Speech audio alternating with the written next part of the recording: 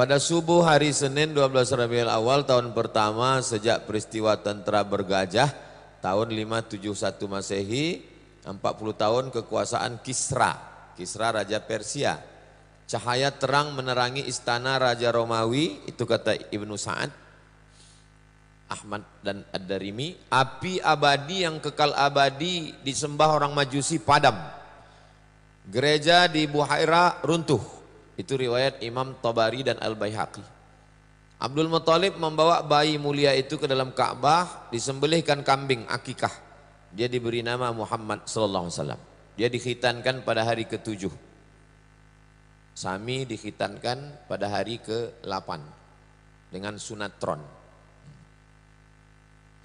Disusukan oleh Thuwaibah, budak Abu Lahab yang baru saja melahirkan anak laki-laki bernama Masruh.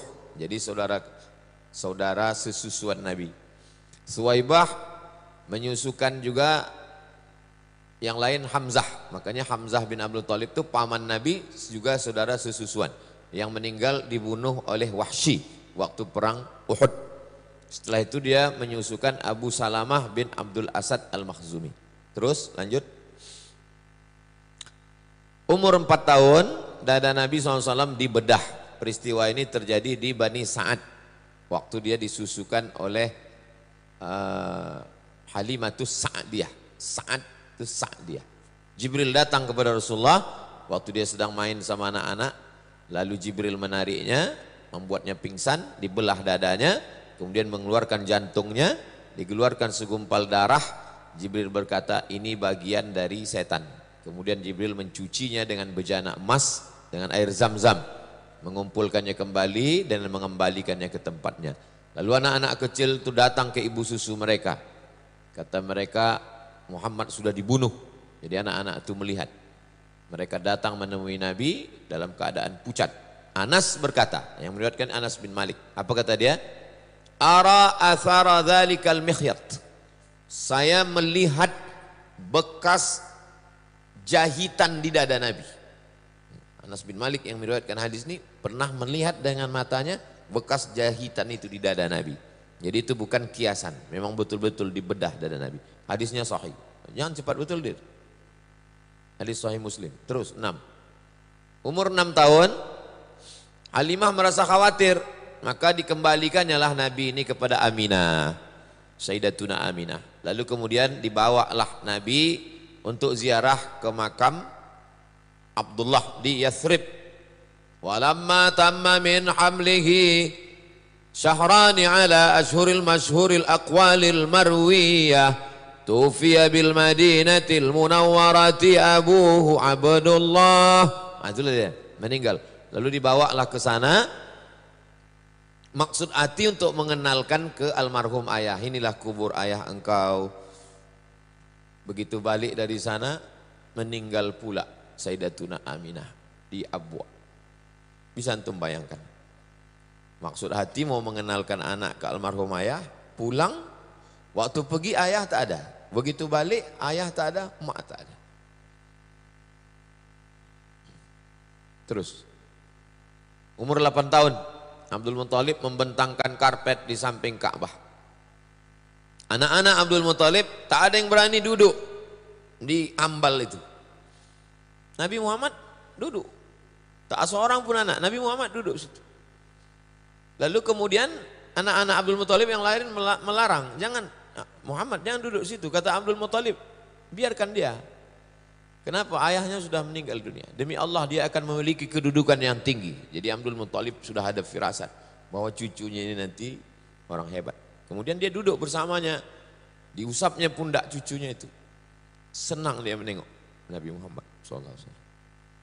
Wa yasurruhu ma yarahu yasna. 8 tahun 2 bulan 10 hari. Terus umur 12 tahun dibawa. Ayah meninggal, emak meninggal, paman meninggal, atuk meninggal. Sekarang dibesarkan oleh paman. Paman ini susah pula.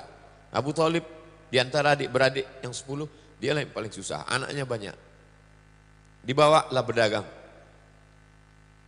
Panas, bernaung di atap tempat Bahira. Bahira ini pendeta. keluar Bahira. Bahira seumur hidup tak pernah keluar. Pakaiannya dicucikan, makanannya diantar. Hari itu dia keluar. Kata dia, hadza sayyidul alamin.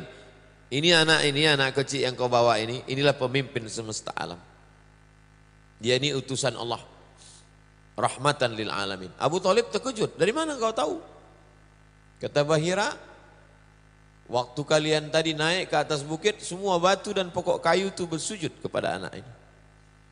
Mereka sujud hanya kepada Nabi. Batu pokok kayu tak bersujud, hanya bersujud kepada Nabi.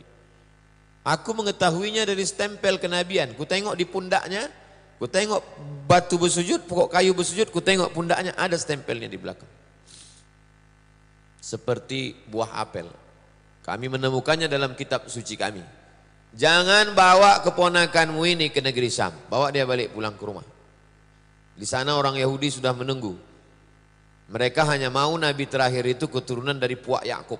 Kalau dah lahir dari yang lain, mereka akan bunuh. Bawa balik. Maka Abu Thalib membawanya pulang. Umur 12 tahun. Terus, umur 20 tahun. Terjadilah perang antara Kinanah dengan Quraisy di pasar Ukas. Penyebabnya gara-gara seorang suku Kinanah membunuh 3 orang Quraisy. Disebut dengan Harbul Fijar. Waktu itu mereka melanggar larangan perang di bulan Muharram. Nabi SAW ikut perang tersebut dan tugas dia menyiapkan anak panah untuk paman-pamannya. Paman dia dari golongan Quraisy melawan Bani Kinanah. Dia menyiapkan anak-anak panah. Umur 20 tahun. Terus kerja dia mengembalakan kambing Bani Sa'ad. Berdagang bersama Sa'ib bin Abi Sa'ib al-Makhzumi. Barang-barang itu dibawa. Dia membawakan barang orang Makkah Al-Mukarramah. Mandiri dia. Ayah tak ada, mak tak ada, atuk tak ada. Tinggal sama paman. Makannya dari mengembala kambing dan membawa barang dagangan. Hidup mandiri itu sunnah. Jadi adik-adik yang kuliah di Pekanbaru, kalian hidup mandiri sunnah. Terus umur 25 tahun. Seorang perempuan kaya, bangsawan bernama Khadijah binti Khuwailid. Banyak pedagang membawa barang dagangannya, sistem bagi hasil. Tapi tak yang macam ini laku sekali.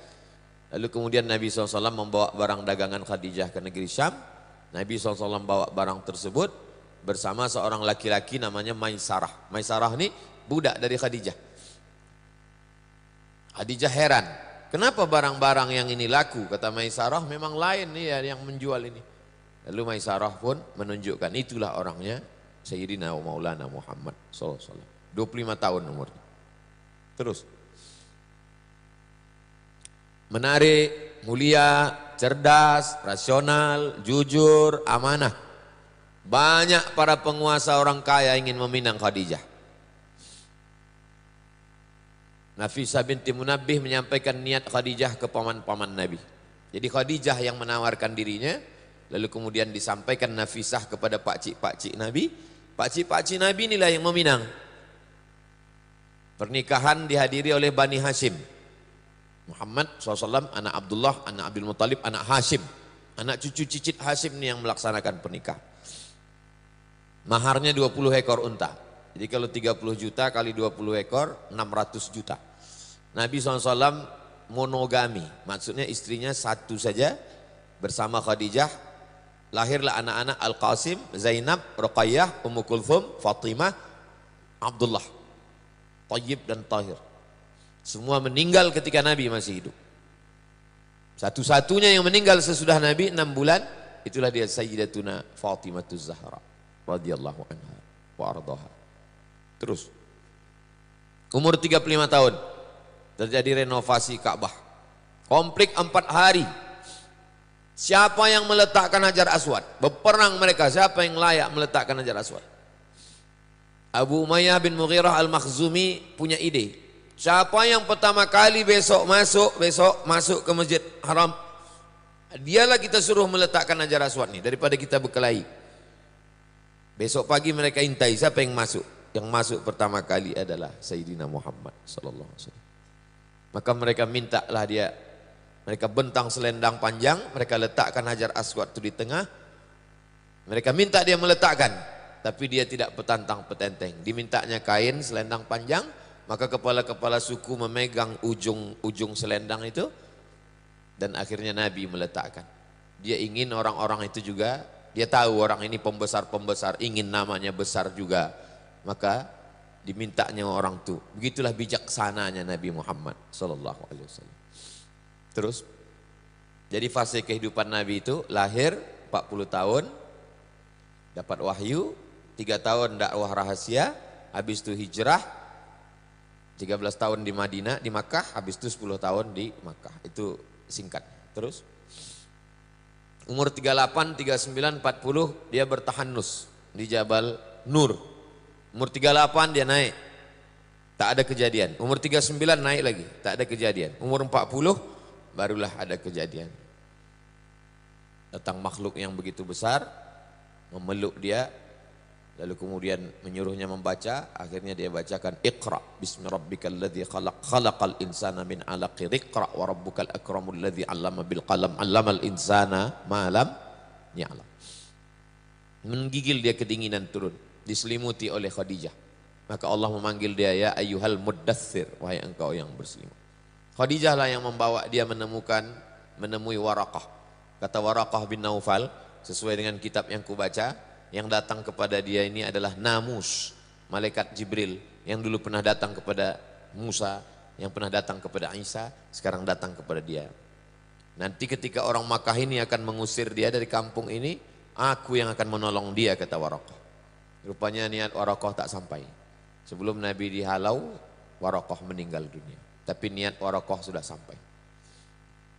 Terus umur 41, 42, 43, perempuan pertama masuk Islam Khadijah.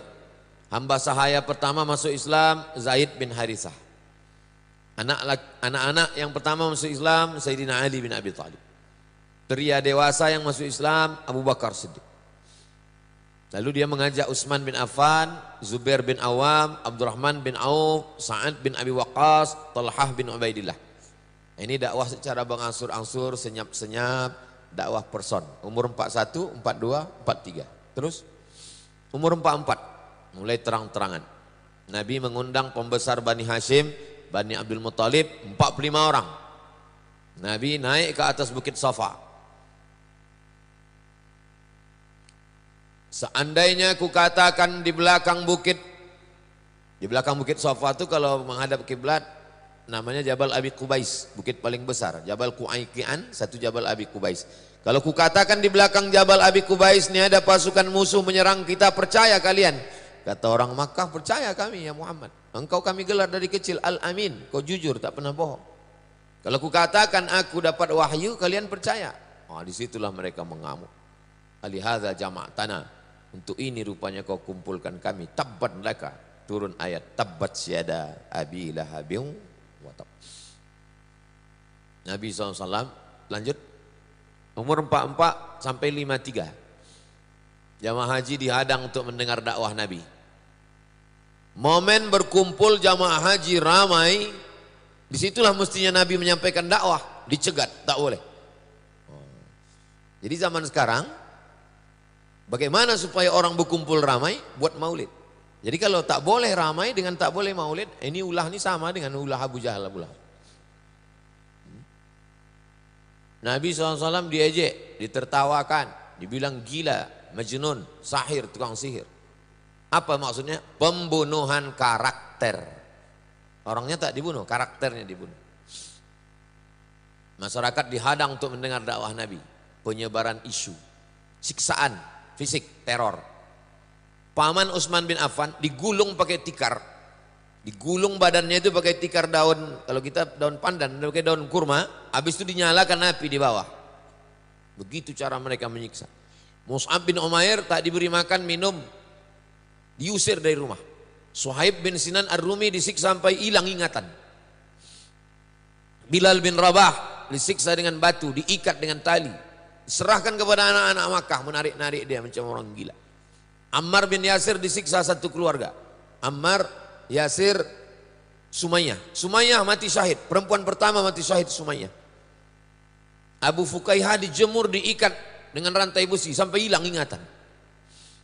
Khabbab bin Arth disiksa dengan api. Lalu kemudian disiksa sampai buta. Sahabat Nabi itu disiksa sampai buta. Itu cuma teror untuk menakut-nakuti. Jadi kalau antum tengok sekarang ada ustadz disiksa, ditangkap, menakut, itu untuk nakut-nakuti saya. Umur 44 sampai 53 teror terhadap pembela Nabi. Abu Talib. Mana mereka berani ganggu Nabi?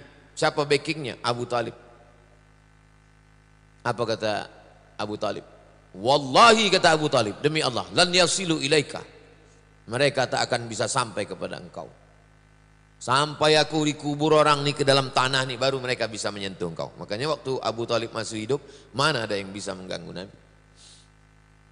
Anak-anak Nabi, Abu Lahab memaksa kedua anaknya namanya Utbah dan Utaibah. Ceraikan istri kalian. Kebetulan istrinya itu anak Nabi. Menikah anak Abu Lahab itu dengan anak Nabi. Jadi Nabi dengan Abu Lahab itu satu sisi antara kemanakan dengan pakcik, satu sisi juga besan, nikah anak, disuruh ceraikan anak Muhammad.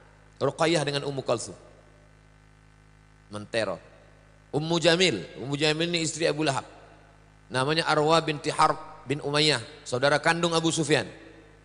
Teror fisik, menebarkan duri-duri kotoran di jalan. Semua jalan yang dilewati Nabi itu diserakkannya kotoran unta di situ.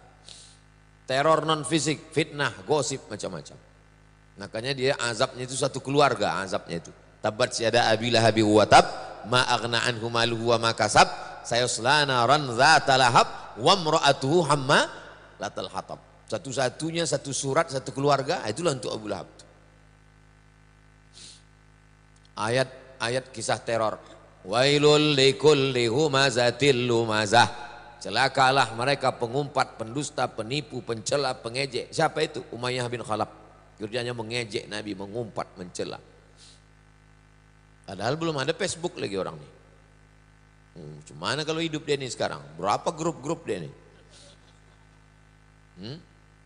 Yang banyak mencela, yang kian kemari menghamburkan fitnah, banyak menghalang. 9 sifat mereka itu.